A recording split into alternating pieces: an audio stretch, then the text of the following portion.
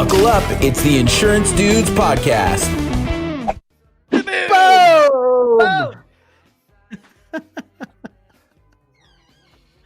That was a long time coming. He's frozen. Yeah, that was a long time. Who's frozen? Hard work. That Hard movie. work. Yep. All right, Mr. Craig. Who do we have here today? Mr. David Seagraves from Farmers Insurance. One of Ooh, the Big F. the Big F. The F-bomb you can drop anywhere. That's right. That's right. Yep. Well, welcome to the Insurance Dudes. Yeah. I'd say, why don't we start with a little round of speed breakers? Speed breakers, and then I can't wait to ask what the first concert was, which David already kind of said he's got a bomb for us. So let's start with speed The breakers. one he said is and then not the we'll go one. He said yeah, No, that wasn't but it's a actually the different one. that was a red herring.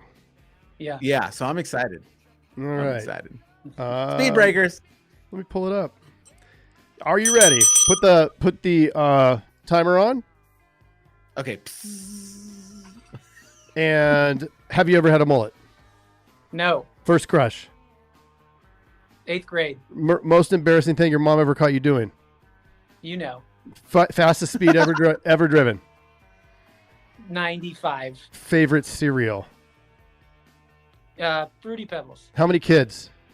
1. Have you made cry? You got to wait till the end, please. Too many. Count Chocula or Count Dracula? Both? Fastest mile? Maybe 6'10". Correct. Nice. Favorite flavor? Chocolate. Also correct. Dogs or cats? I plead the 5th. Tacos or burritos? Tacos. So that means it was cats. Trump or Biden? You don't I'm have not to going to answer answer that one either. Yeah, I figured. Yeah.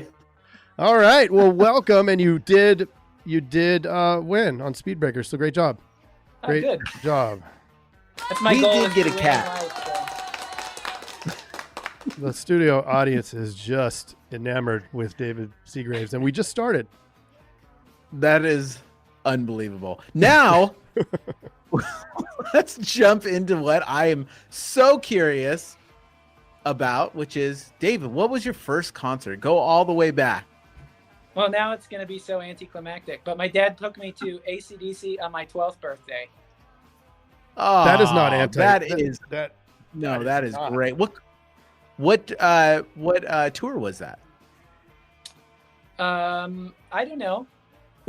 I don't know. Remember, like, It was, well, okay, so it was in 2002. nice. Yeah. That is Wow. awesome. And he said the only reason why he took me was because they came to town on my birthday. Oh, that's Wow. phenomenal. That is a good dad right there. Yeah, that's right, it is. You're darn Well, tootin'. wow.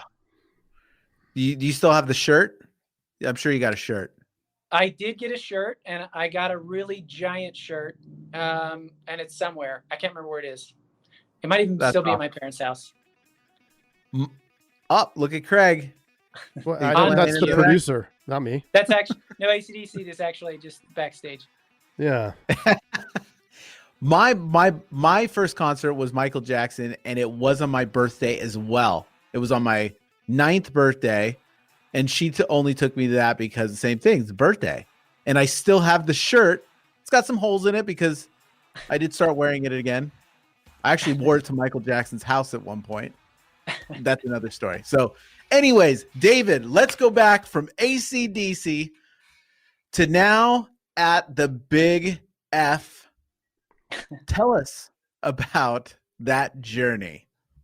It was a fun journey. I actually went to school to be a pilot. No way. That Yeah, makes so sense. I am can a see pilot. that. I have my pilot's license, but Mhm. I decided I want to be a dad and a husband more.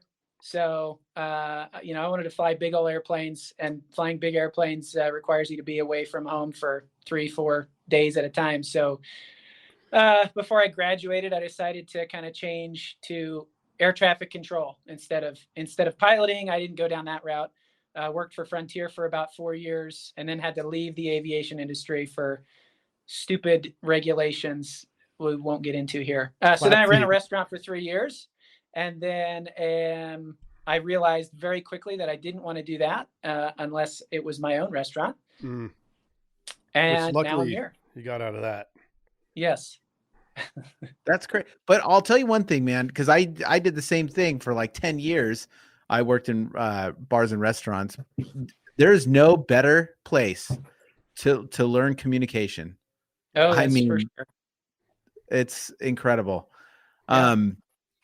Wow. So I want to know, what was the most interesting part about working in the airline business? What was that like?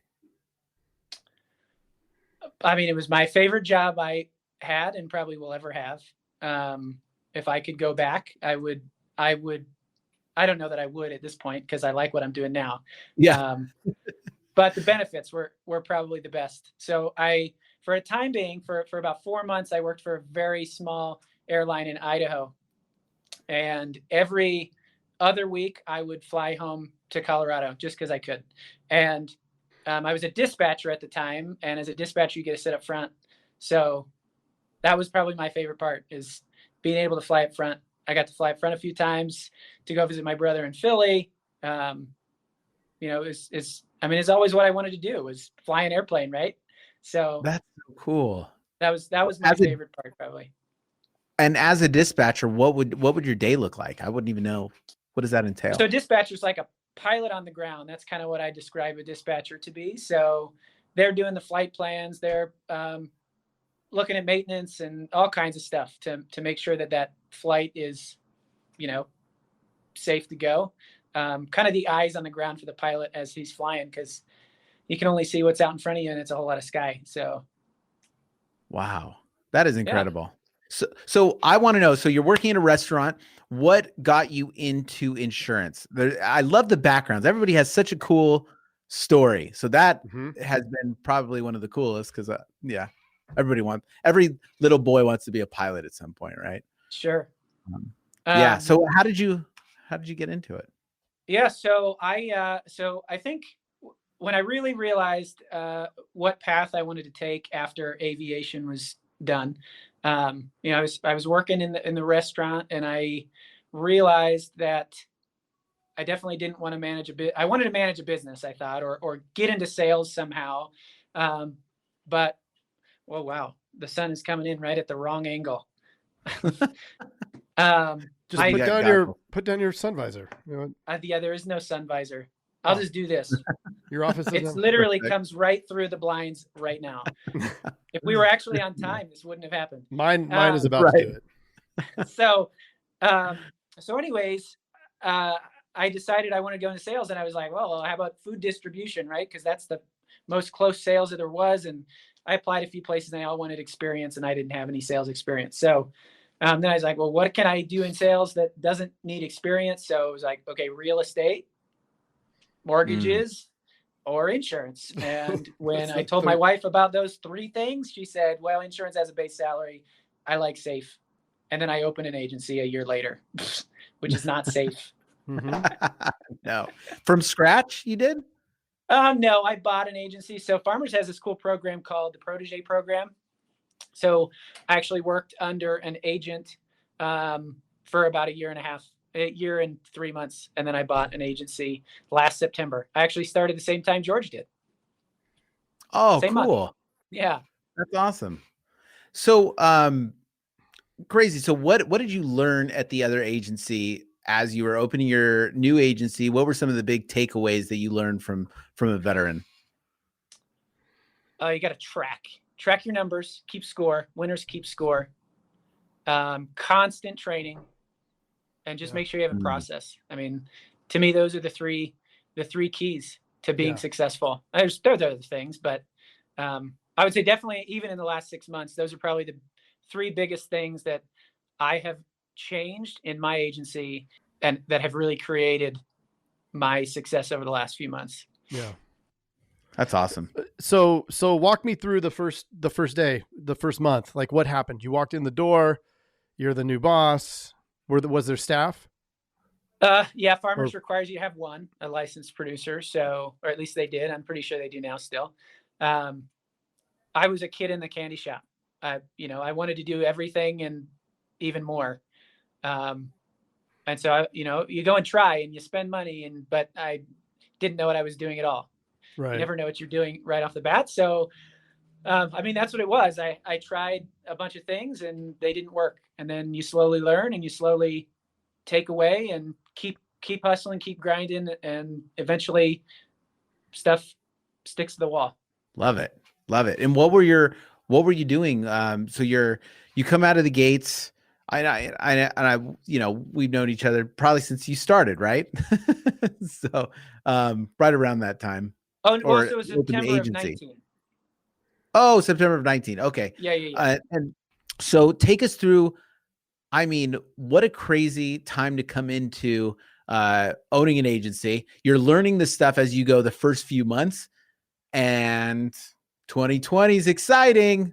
We're starting off with the best economy ever, and then boom, right? So take us through that journey and how you pivoted and were able to continue success.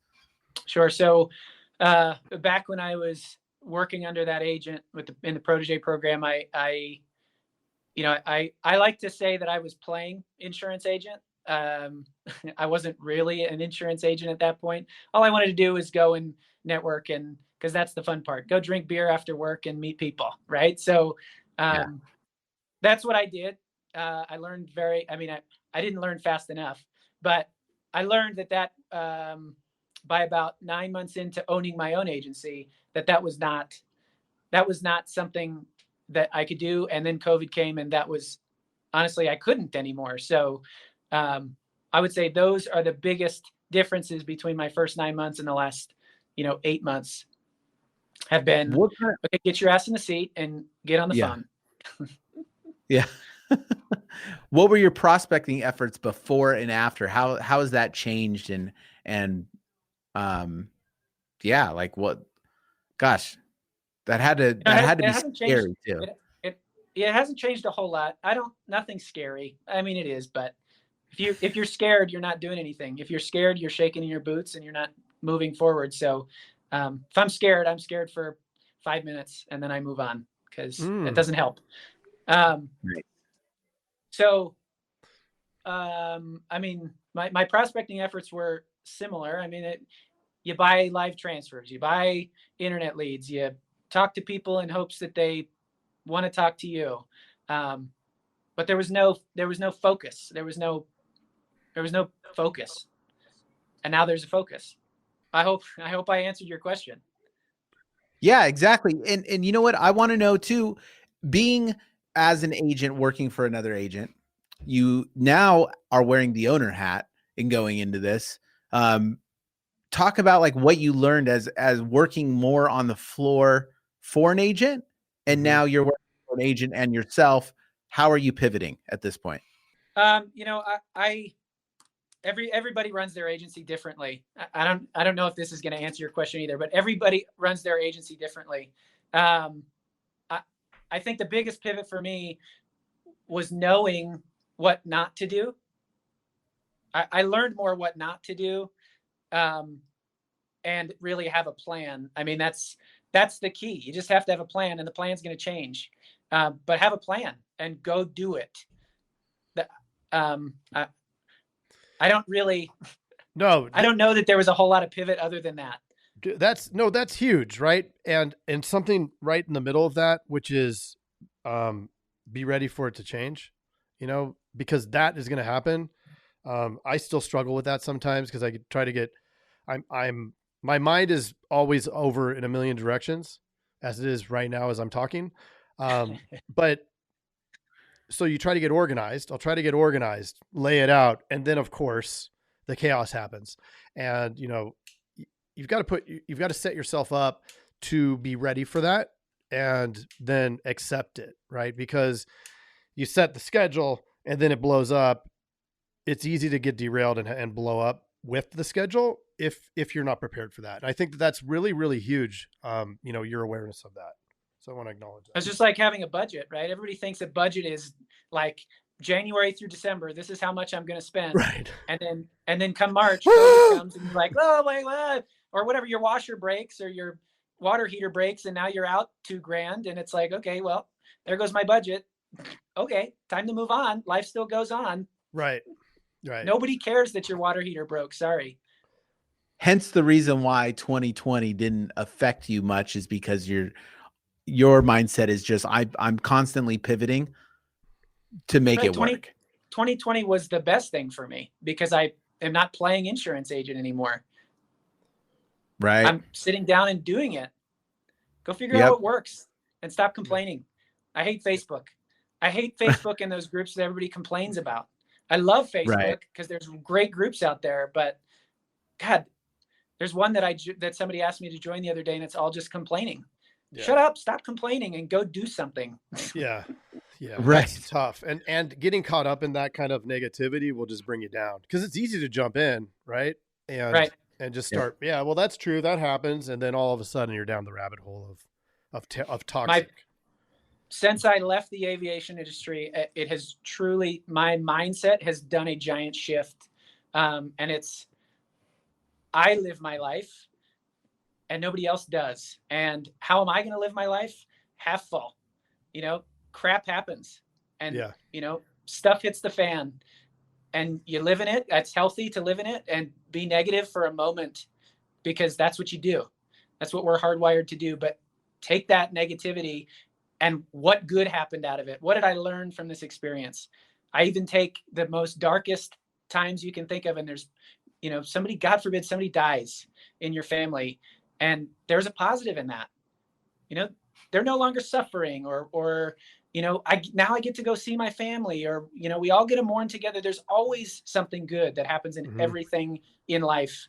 And why live in the negative? That's no fun. And again, it's just like being scared. That doesn't help you progress. Yeah. Why do you think people go there? Why is it so much easier? Yeah. But what makes it easier? It's easy to complain because that's, it is. If you don't need to grow, I mean, let me think about how to answer that. If I don't need to work, it's easy because it's no work. There's no work in complaining. There's no work in not getting better. Right. Learning. I agree. You're justifying your loss, right? Just right. It sucks. My staff sucks. This is the worst, right? And internet leads suck. Yeah. Internet leads suck. Craig and I were just talking about that. Like any kind of growth, there's a part of being uncomfortable. So it's hard to be uncomfortable every day, when you are trying to grow. It's hard. That's why people don't work out that much, or it is hard to get on that routine because it's tough and you get sore the next day. Then it's hard to keep going. It's being uncomfortable. If you're uncomfortable, it means you're out of your comfort zone. Well, good one. Good one, Jason. I mean, obvious, right? Well, and you have to do it across all of the different areas of your life, right? It's not just, okay, in business, I have to get uncomfortable. It's working out, right? So my physical, I have to get uncomfortable, mental, spiritual, whatever, all of these, with my family sometimes, you get home, you're tired, something comes up with your spouse and you're like, nah, I don't even want to deal with that. So you just let it go because you don't want to get uncomfortable with that and have the conversation. And it's very easy to get down that slippery slope of just letting the stuff go in all the areas. Right. Right. And then all of a sudden it just, so I actually, there was a pontificating. I'm with, I think you guys you've actually had them on the podcast. The RPOA, Jeremy Olson and Kristen Isaacson. Mm-hmm. Yeah. They were giant key to my success over the last few months. They were the ones that have helped me get my process down, my framework, if you will. That's kind of what I call it. But they recently had Weldon Long. I don't know if you've heard Weldon Long on the before. Weldon Long's one of those guys that like motivational speaker. But he had this saying that he's read a few times. Like Nietzsche said it, and it's in the Bible, but we attract that which we fear. Like that to me is so key, right? Your thoughts determine what you're going to do. Who is this person? His name's Weldon Long. Mm-hmm. What is he? He's like a sales coach, motivational speaker guy. He wrote a book called The Power of Consistency. That's what I'm reading right now. Oh, cool. But his whole thing is about your thoughts. Everything starts with your thoughts. Your thoughts create your emotions, which create your actions, which turn into your results. So what you're thinking right now is going to determine what you're going to do tomorrow, period. Yep. Those thoughts floating around in your brain are how your results are going to show. I was literally just talking to my wife about that, and she hates it when I talk about any of this kind of stuff. Esoteric mind stuff. Yeah, like trying to work on, like if I bring up anything about like, oh, you know, something about meditating or you can control that. It's like, listen, I'm not on your stupid podcast. Like that's what my wife goes, you're not selling me insurance right now, so shut up. Yeah, that's the same. That's so funny. But I mean, that's what the conversation was about. It was like literally the only person that you're wrestling with is yourself. Like, right. I mean, the difference between like if Donald Trump started over again, I know he's a little controversial these days, but regardless, he could probably get back to where he was wealth-wise, right? If he started from zero. Because he's been there, he's seen it, he's done it. There's a clear path. There's nothing stopping him from thinking like, oh, I can't do this because he's done it. So he would get back there. Now, if I started from nothing, I couldn't get to his point. Or could I? I could if I truly believe, like I can only be stopped by the things that I believe I can or can't do. Right. Yeah. And so we had that. Yeah, that was it. It was like, I don't even want to talk to you about any of this stupid stuff. It's self-limiting beliefs, right? You're either Totally. you can or you can't. You are never going to exceed what you believe, but you can certainly fall short if you don't believe it. Yes. 100%. Yeah. So that's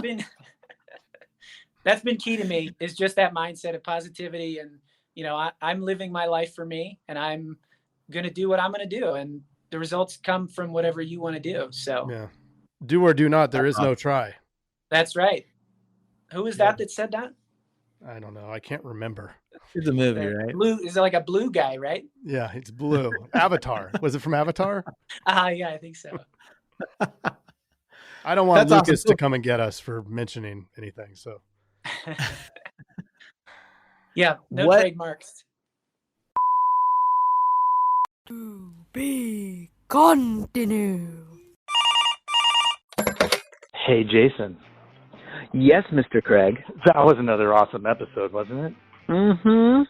Well, if people want to get a little bit more action and learn how to write 100,000 in premium Yes. off of even the worst internet leads, where could they go?